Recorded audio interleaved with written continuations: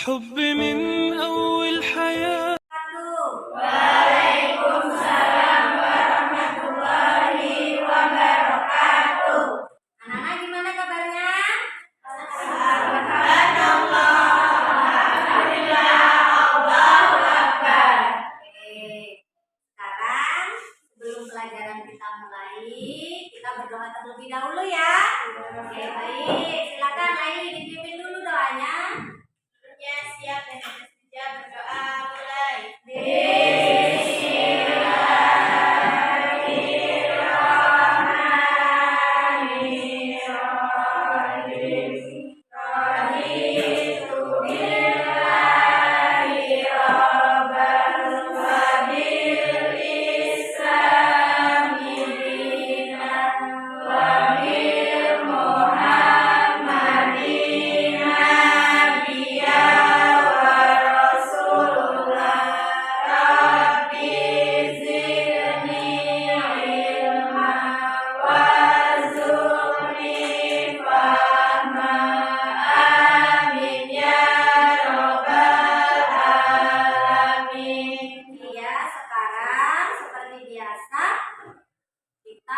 Membaca surat-suratan pendek ataupun bersama.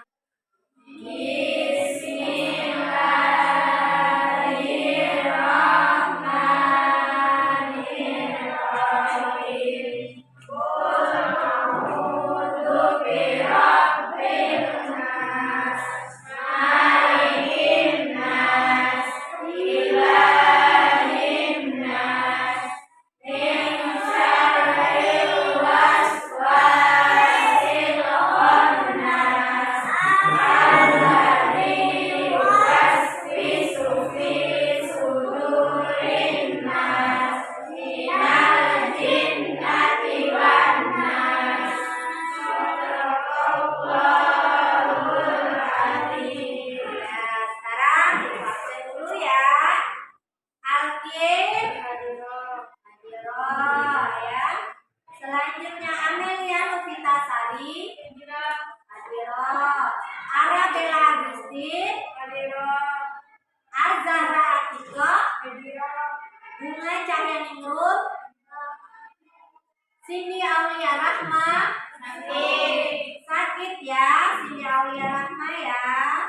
Selanjutnya Desta Kumalasari, Dinda Sekar Arum, Fadila Novita, Laili Rahmawati, Lendi Fernando, Manda Wijayanti, Muhammad Refi Adha, Nia Zahratusita, Pina, Niken Dwi Pertiwi, Salsa Bila Mikaela Tunisa,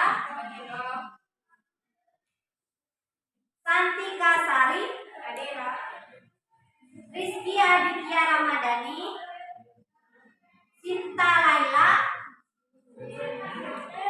Jin ya, Vega Dini Apriain, Tina Amelia,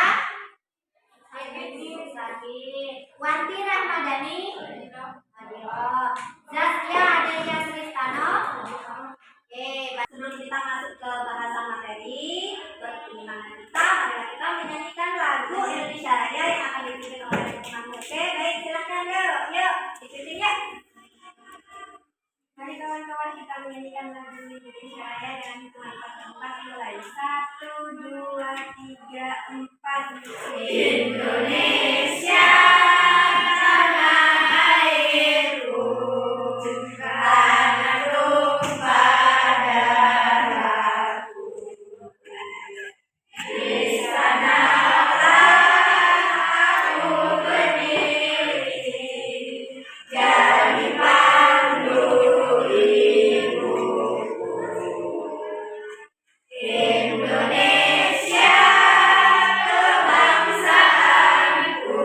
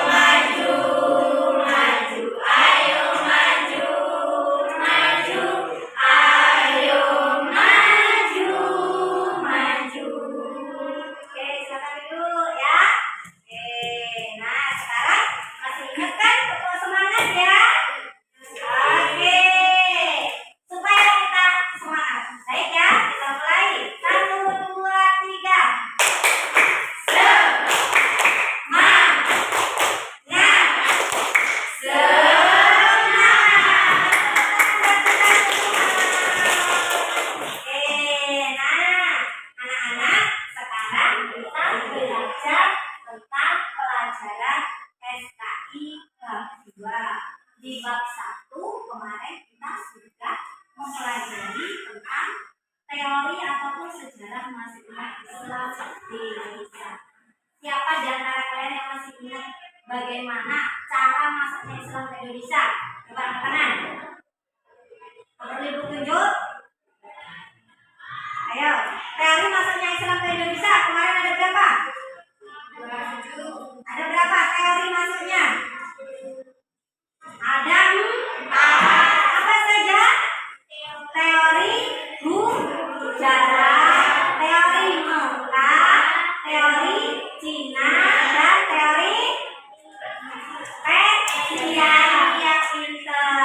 Nah, dengan masuknya Islam ke Indonesia itu sangat mempengaruhi ya keadaan Indonesia pada masa itu, karena pada masa itu kan Indonesia menganut yaitu berupa animisme dan dinamisme, menyebar roh nenek moyang. Nah, karena pada masa itu kerajaan itu belum Islam, ya kerajaan masih banyak menganut animisme, dinamisme, serta menganut kepercayaan Hindu dan Buddha. Dengan masuknya Islam ke Indonesia maka akan sangat mempengaruhi. Ya, nah dengan belajar ini maka kerajaan-kerajaan yang tadinya Hindu dan Buddha kemudian sekarang menjadi Islam. Nah, tujuan pembelajaran kita hari ini adalah ya dengan memperhatikan video yang nanti akan diputar, siswa akan mengetahui ya kerajaan-kerajaan Islam yang ada di Indonesia. Kalau untuk materi yang sekarang kita akan membahas tentang kerajaan Islam yang ada di Jawa terlebih dahulu. Ya, dengan melihat dan mendengar, kalian akan tahu oh ini loh kerajaan Islam yang ada di Jawa. Dengan memperhatikan video, dengan melihat buku, kalian akan menganalisis, ya, menganalisis siapa saja raja-rajanya. Kemudian kalian juga bisa menginformasikan, mengolah informasi, ya, bagaimana mereka bisa Islam, kemudian bagaimana mereka mempertahankan kerajaannya dalam menghadapi penjajah Portugis. Karena pada masa itu adanya penjajah dari Eropa yaitu Portugis. Nah, kalian nanti akan bisa ya menalar, menganalisis, ya serta mengolah informasi. Nah, dari tujuan pembelajaran tersebut, sekarang kita masuk ke kerajaan Islam di Jawa. Nah, di gambar sini ya, nanti melalui video ini nanti kalian akan mengetahui ya bagaimana sih kerajaan. Coba sebelum masuk ke materi, ya sebelum masuk ke materi, sebelum kalian memperhatikan video dengan buku yang ada di kalian, ya dengan materi yang sudah ibu bagikan ke kalian, coba sekarang tanya dulu. Ya, pendiri kerajaan Demak siapa? Ya, pendiri kerajaan Demak siapa? Ada yang bisa jawab? Ada yang bisa jawab? Nggak bisa, kita save dulu ya. Kita save, ayo. Ada yang nanya lagi? Ada yang nanya lagi Kak? Ayo, ya. Kerajaan pertama di Jawa itu kerajaan apa? Ya, kerajaan pertama di Jawa. Oke, ada yang bisa jawab nggak? Oke, yang pertama siapa Raja Demak? Yang kedua siapa? Nah, kerajaan pertama Islam di Jawa apa? Nah, ada lagi yang nanya?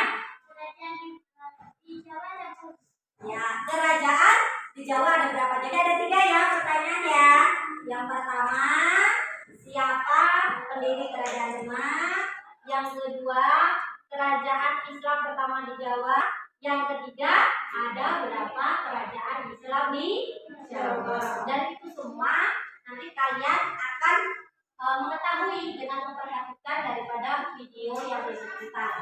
Paham ya? Nah sekarang ibu bagi kelompok dulu ya. Oke, 1, 2, 3, 4 kelompok 1, 1, 2, 3, 4 kelompok 2, 1, 2, 3, 4 kelompok 3.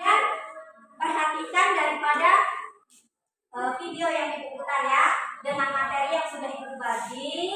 Nanti kalian sambil mencatat ya, mencatat dan menulis. Nanti kalian akan mengetahui yang kalian tanyakan itu.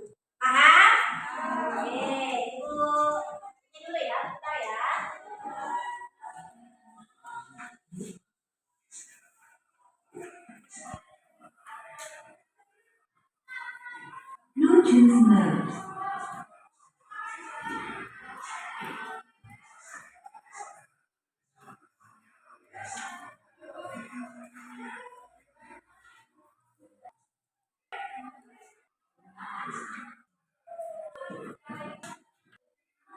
Bluetooth device connected successfully.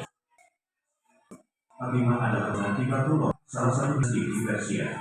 Di samping, di Gresik juga ditemukan kerajaan Islam di Jawa. Tahukah kamu kapan dan bagaimana proses Islamisasi di tanah Jawa? Islam masuk ke Jawa melalui pesisir utara Pulau Jawa. Bukti sejarah tentang awal mula kedatangan Islam di Jawa antara lain ialah ditemukannya makam Fatimah binti Maimun binti Batullah yang wafat tahun 475 Hijriah atau 1082 Masehi di Desa Leran, Kecamatan Manyar, Gresik. Dilihat dari namanya, diperkirakan Fatimah adalah Nakibatullah, satu dinasti Persia. Tapi itu, di Gresik juga dengan makam Maulana Malik Ibrahim dari Kasya, satu tempat di Persia yang meninggal pada tahun 822 Hijriah atau 1419 Masehi. Agak ke pedalaman, di Bogor juga ditemukan ratusan makam Islam kuno. Makam tertua berangkat tahun 1374. Diperkirakan makam-makam ini ialah makam keluarga Istana Majapahit. Berdasarkan informasi ini, tentu kamu dapat mengambil kesimpulan bahwa Islam itu sama masuk Jawa, jauh bangsa Barat menjejakkan kaki di pulau ini. Untuk lebih jelasnya, marilah kita paparkan sekelumit kerajaan-kerajaan Islam di Pulau Jawa.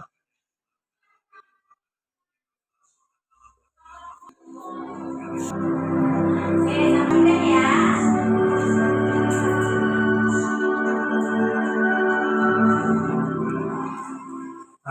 Kerajaan Demak. Para ahli memperkirakan Demak berdiri tahun 1500.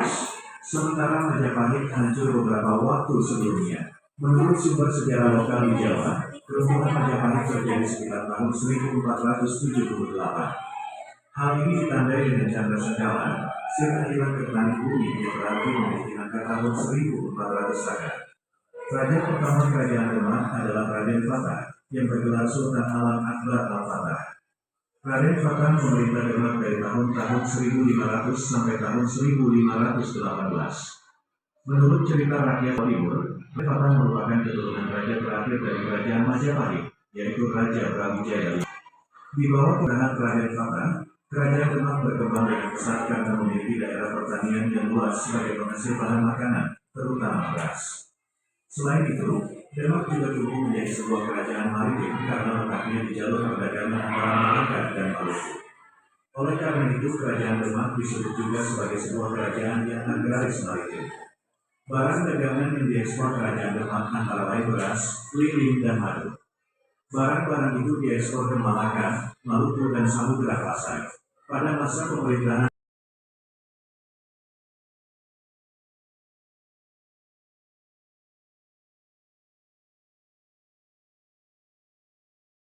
daerah-daerah pesisir di Jawa bagian tengah dan timur kemudian ikut mengakui kedaulatan Demak dan mengibarkan panji-panjinya.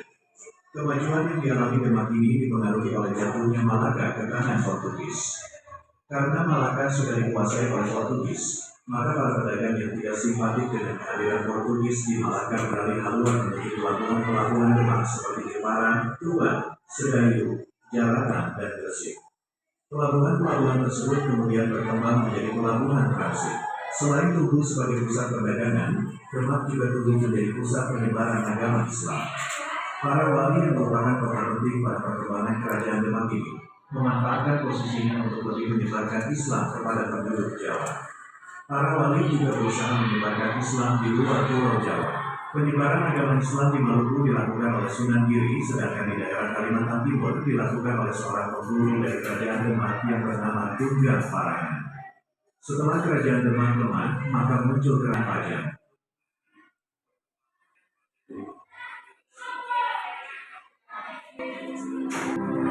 Ya, yang kedua itu kerajaan Mataram. Tadi sudah dapat satu kerajaan Demak. Siapa yang mendirikan? Raden Fatah. Sekarang kerajaan Demak. Dengarkan ya. Kerajaan Mataram. Yang pertama kerajaan Demak, yang kedua adalah kerajaan Mataram. Ya.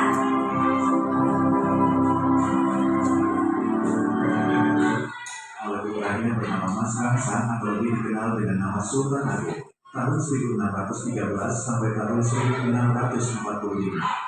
Pada masa pemerintahan Sultan Agung inilah Mataram mencapai zaman kemasan.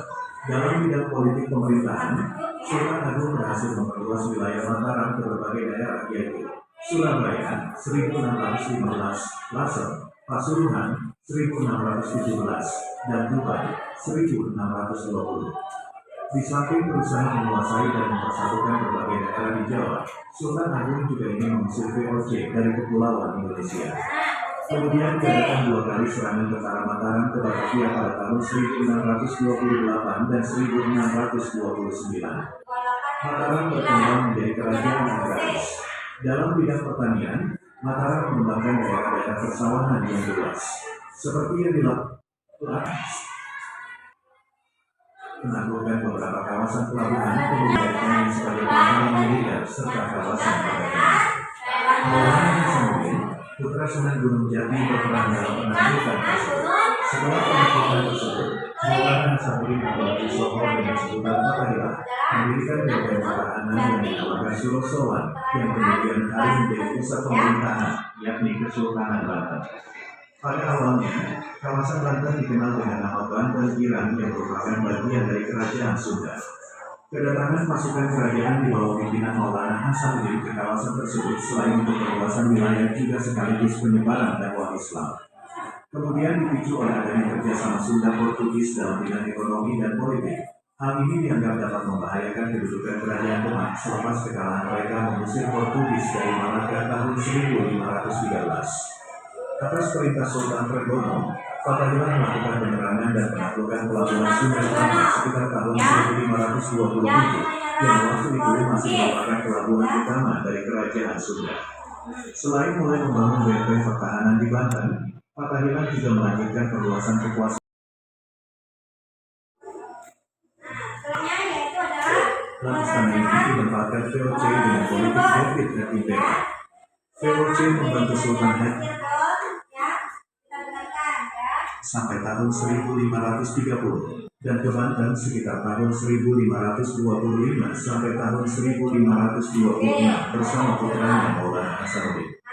Sekitar 1527 ia mendorong menantunya, Panglima yang dikirimkan Pangeran Trenggana dari Demak untuk menyerang Kalapa yang masih dikuasai kerajaan Sunda. Ketika itu kerajaan Sunda sudah mengadakan hubungan dengan Portugis dari Malaka sejak 1522. Sunan Gunung Jati wafat pada 1568. Ia dimakamkan di Bukit Sindung atau yang dikenal dengan makam Gunung Jati. Penggantinya di Cirebon ialah buyutnya yang telah dikenal sebagai Panembahan Ratu Putra Pangeran Suwarga yang telah meninggal dunia pada 1565. Pada masa pemerintahannya, hubungan dengan Mataram masih diteruskan melalui jalur kekeluargaan antara lain. Oke ya, itu tadi ya. Gambaran tentang kerajaan Islam yang ada di Jawa. Dari sini tadi siapa yang bisa jawab pertanyaannya, Laili? Kerajaan Islam Demak ya, itu didirikan oleh siapa? Angkat tangan. Ya. Raden Fatah, ya betul, 100 buat Rizky, beri tepuk tangan. Sekarang yang kedua, pertanyaan dari Iya, siapa bisa jawab tuh? Tadi pertanyaannya apa? Kerajaan Islam pertama di Jawa, yuk yang bisa jawab. Iya, Rizky. Itu Rizky, ini Rizky. Kerajaan Islam pertama di Jawa adalah Demak. Beri tepuk tangan. Ini yang jawab laki-laki semua. Yang perempuannya gimana ini? Ayo. Yang ketiga, pertanyaan dari Manda. Tadi ya, kerajaan. Ada berapa kerajaan Islam di Jawa? Siapa tadi yang angkat tangan dulu? Nah, ada 4. Apa saja sebutkan?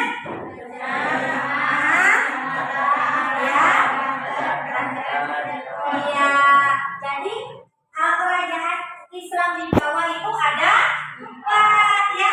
Kerajaan Demak, kerajaan Mataram, kerajaan Banten, dan kerajaan Cirebon. Dari 3 yang kita putar tadi, jadi tahu ya kalian siapa pendirinya, pada tahun berapa, kemudian bagaimana cara menghadapinya ya. Nah, sekarang sesuai dengan kelompok ya, ini ada 4 kelompok ya. membahas tentang kerajaan Demak, ya.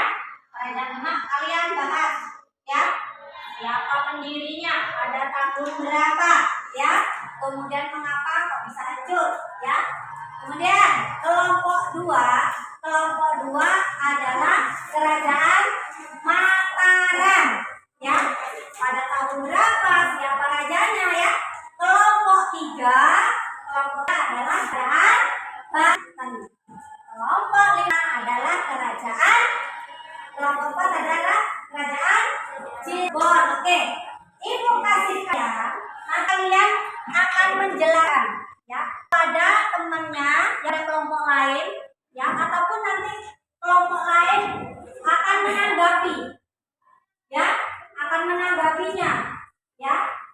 Misal nih kelompok 4 tentang kerajaan Cirebon, ya, nanti kalian terangin tuh ke temennya, kerajaan Cirebon itu ini. Nah, nanti temennya ada yang bertanya, nanti kelompok 4 yang menjawab. Paham, ya? Nah, sekarang masing-masing kan tadi udah Ibu kasih tugas untuk melakukan suatu rangkuman, ya. Nah, kemudian mempresentasikan. Oke, baik, kelompok 1 dulu. Silakan maju ke depan, presentasikan hasil rangkumannya. Oke, siap. Ayo ke depan sini. Oke, ya. Nanti yang lainnya, kelompok lainnya tolong melihat dan mendengarkan serta nanti bertanya. Paham? Kalau kelompok 1 sudah mempresentasikan, nanti tolong ada yang bertanya. Paham, ya? Oke, baik, silakan. Oke, ya. Demak berdiri pada tahun 1500 yang terletak di daerah Bintaro dekat muara Sungai Demak. Raja pertama adalah Raja Fatah. Demak berperan besar dalam penyebaran agama Islam di Jawa dan wilayah Nusantara di bagian timur. Di pusat kota kerajaan Demak. Oke, selanjutnya sekarang, ya, silakan duduk. Ada yang bertanya? Kelompok mana yang bertanya? Ya, kelompoknya sebutkan namanya siapa, dari kelompok berapa mau tanya ini. Oke, silakan. Oke, nama? Nama saya dari kelompok 2. Ya, kelompok 1. Oke, silakan. Kerajaan Demak berdiri pada tahun dan terletak di daerah dan siapa raja pertama di kerajaan Demak. Oke, pertanyaannya pelan-pelan. Nanti temennya nggak dengar, ya. Bingung dia nyatetnya. Oke, boleh ulangi. Oke. Kerajaan Demak berdiri pada tahun dan terletak di daerah dan siapa raja pertama di kerajaan Demak. Daerah Demak, kerajaan Demak didirikan pada tahun dan terletak di daerah mana, serta siapa raja pertama kerajaan Demak. Oke, silakan kelompok 1 jawab. Demak didirikan pada tahun 1500 dan Terletak di daerah Bintaro dekat muara Sungai Demak. Raja pertama adalah Raden Fatah. Ya, raja pertama adalah Raja Fatah. Oke, yang lainnya dengar, ya. Kerajaan Demak didirikan pada tahun 1500 oleh Raden Fatah. Terletak di Bintaro. Raja pertamanya Raden Fatah pada tahun 1500. Paham, ya? Oke, ada yang bertanya lagi? Ada? Oke, silakan. Apa? Di manakah Masjid Agung Demak didirikan? Di manakah? Nah, namanya dulu tadi belum kenalan, ya. Kasih tahu dulu nama dan kelompoknya. Perkenalkan, nama saya Salsa dari kelompok 2. Ingin menanyakan ke kelompok 1. Ya, silakan. Di manakah Masjid Agung Demak didirikan? Di manakah Masjid Agung Demak didirikan katanya? Di pusat kota kerajaan Demak. Ya, di pusat kota kerajaan Demak. Paham, ya? Oke, selanjutnya kelompok 2 silakan presentasikan hasil karya kalian di depan. Oke, silakan. Ya, oke, maju ke depan, ya. Yang lainnya nanti mendengarkan dan menanggapi. Oke, silakan, Mbak. Oke. Kerajaan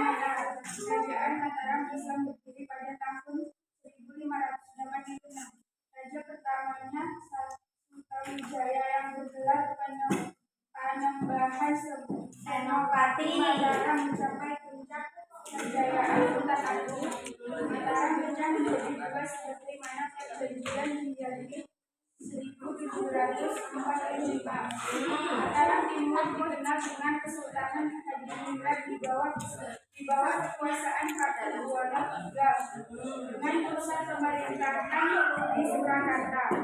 Mataram Barat dikenal dengan Kesultanan Ngayogyakarta Haji Mimbar di bawah kekuasaan Raja Mangkubumi yang bergelar Sultan Hamengkubuwono I. Pada tahun 1757, berdasarkan perjanjian Salatiga, Kerajaan Mataram dibagi menjadi 4, yaitu Kesultanan Yogyakarta, Kesultanan Surakarta, Kesultanan Mangkunegaran, dan Kerajaan Palu. Oke, sudah cukup. Sekarang silakan duduk. Ayo, kelompok lain yang mau nanggapi kelompok mana? Angkat tangan. Ya, oh ya, kelompok 1 gantian ini. Sebutkan nama dan kelompoknya. Silakan. Perkenalkan, nama saya Rika dari kelompok 1 ingin bertanya kepada kelompok 2. Ya, silakan. Kerajaan Mataram berdiri pada tahun 1586. Ya, Kerajaan Mataram berdiri pada tahun 1586. Oke, ada lagi yang bertanya? Oke, masih kelompok 1, silakan.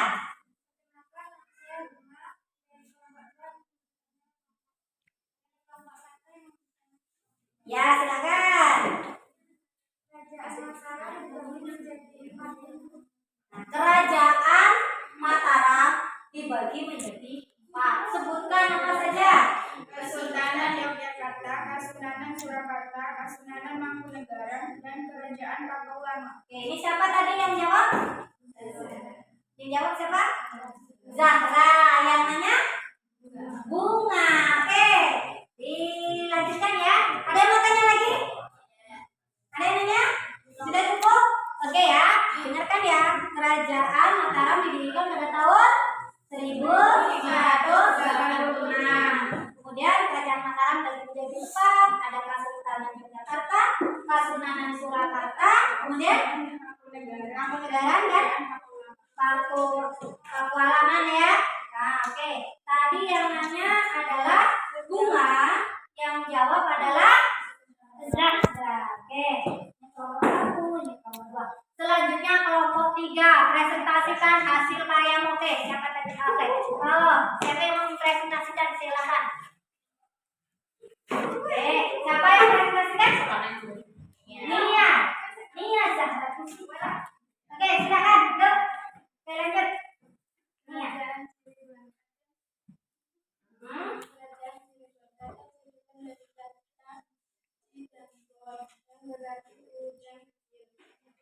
Kerajaan Cirebon adalah orang yang sama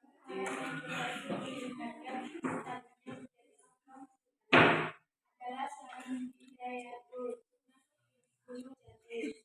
Gunung Jati dikenal sebagai anggota Wali Songo yang menyebarkan di Jawa Barat seperti Majar, Deka, Bone, Mawali, Baru, Sunda, Kelapa, dan tahun 1568 yang menjadi wafat. Kita kira pada tahun 1570 Tahira wafat digantikan oleh Pangeran Mas yang bergelar satu-satunya memerintahkan Cirebon selama kurang lebih 79 tahun hingga 1949.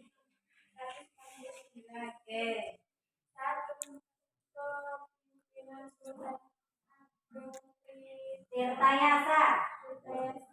Kesultanan dibagi menjadi 2, yaitu kesepuhan dan keharuman. Kesepuhan dan keharuman ya. Oke, lanjutkan. Raja berikutnya Pangeran Martawijaya. Pada tahun 1703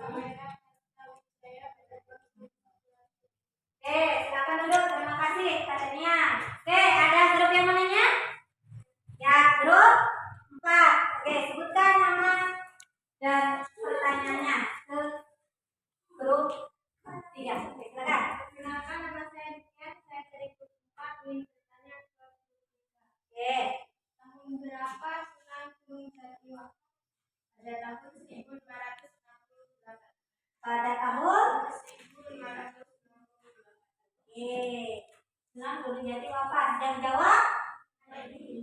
Yang jawab lagi. Oke, selanjutnya ada lagi nggak? Oke, ada ya, silakan.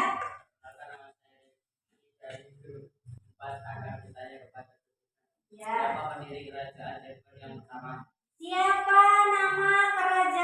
Siapa nama pendiri kerajaan Cirebon? Oke. Wala Sungsang Laili lagi ya ini ya. Oke, baik, ucapkan terima kasih kepada Laili dan Desi. Oke, selanjutnya grup 4. Oke, ya, siapa yang mau presentasi ya? Silakan lebih cepat. Oke.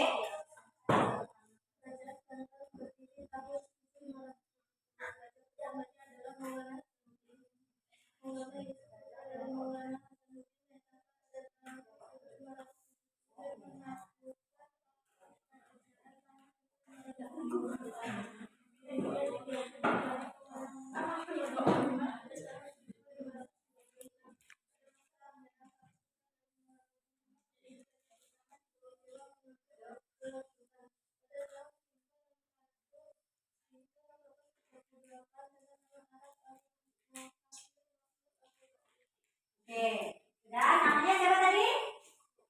Zaskia. Oke, ada yang mau tanya? Ya, grup 3 silakan. Sebutkan nama dan pertanyaannya.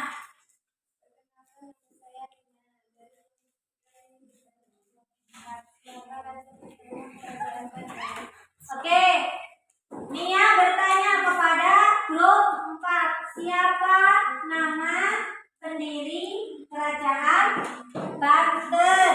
Ya, ayo grup 4 jawab. Ya, siapa yang mau jawab? Sebutkan nama dan asal grupnya. Ya, ya, yang Maulana Hasanuddin. Oke, ada yang tanya lagi?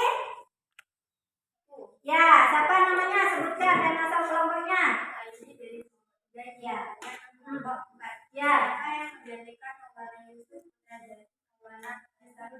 Nah, siapa? Ayo, grup 4. Jawab. Digantikan anaknya, yakni Maulana Muhammad. Ya, digantikan oleh anaknya Maulana Muhammad. Oke ya, anak. Itu tadi ada pertanyaan, ada kemudian ada presentasi. Udah, ada lagi? Tidak, cukup ya. Di grup lain sudah paham? Jadi kerajaan Islam di Jawa itu ada 4 ya. Tadi ada Demak, kemudian Mataram. Jadi sekarang nyebutnya kelompoknya ya. Banten, ya, Demak, ya, Mataram, Cirebon. Jadi masing-masing nyebutin ini adalah kelompoknya masing-masing. Nah, sekarang tugas kalian adalah merangkum ya, merangkum dari yang ada teman-teman tadi kalian ringkas ya. Kalau misalnya Demak kan sudah nih, Demak yang belum di ringkas yang 3 kerajaan ya, berarti ringkas sudah kerajaan, kemudian kelompok 2 pun begitu, kelompok 3 pun begitu, dan kelompok 4. Setelah meringkas, tolong kerjakan ya, tolong kerjakan soal di buku kalian ya, yang di tugas kalian di buku siswa itu halaman 10 ya. Kalian mengerjakan tentang macam-macam kerajaan itu apa, pada tahunnya berdiri apa ya, dikerjakan sekarang ya. Jadi meringkas dulu, kemudian mengerjakan ya. Itu kasih waktu 15 menit saja ya, meringkas dan mengerjakan soal. Setelah itu kalian kumpul paham. Oke, sekarang dikerjakan dulu ya. Oke, silakan halaman 10 ya. Oke, silakan buka ya.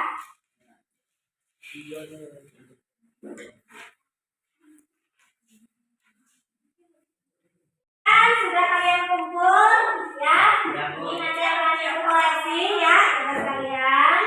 Nah, sekarang kegiatan kita berikutnya itu menarik kesimpulan ya. Ada 4 kerajaan ya yang ada di Jawa ya. Apa saja?